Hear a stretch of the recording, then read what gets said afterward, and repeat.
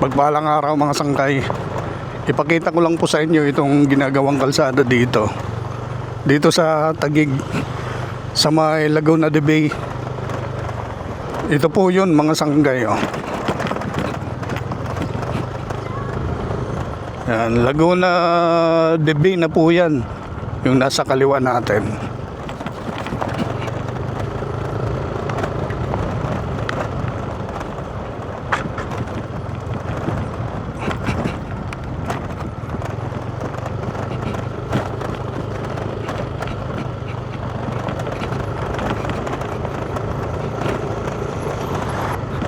Summer, mainit po. Mainit po ang panahon. Ang bandang alas 9 po ng umaga ngayon. Titingnan natin yung i-update ko lang po kayo tungkol sa kalsada na to mga sangkay.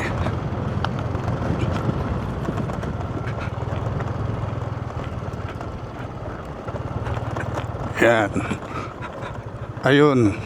Basahin ko mga sangkay.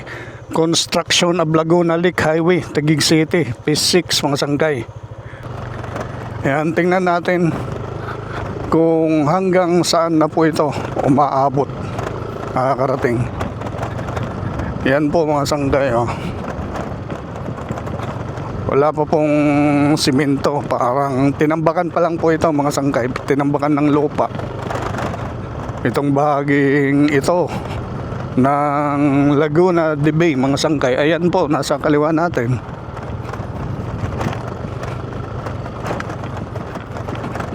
Estimate na lang natin kung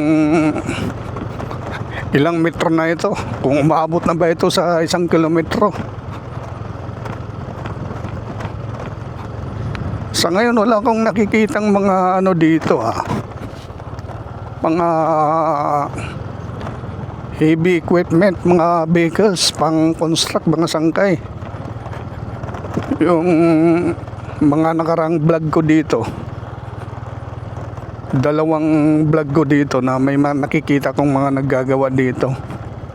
Sa ngayon wala po mga sangkay. Hanggang dito lang siya.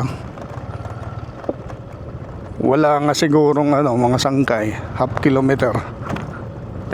Hanggang dyan lang po siya mga sangkay. May tao pa dun sa baba, naninisid siguro ng tilapia.